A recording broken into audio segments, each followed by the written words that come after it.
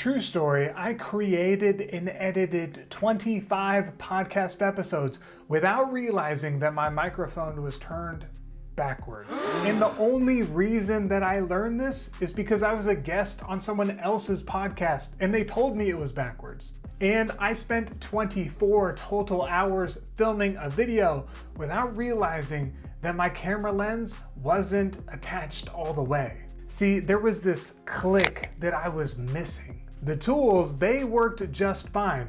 I just didn't know how to use them. When I learned that I had been doing this wrong and had wasted a ton of time, sure, I was mad, but I was also relieved. I would have never learned that I was doing stuff wrong if I didn't keep recording. And I definitely wouldn't have figured it out if I had never started at all.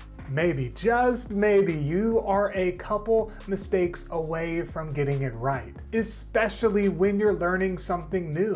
However, things will never click unless you start in the first place.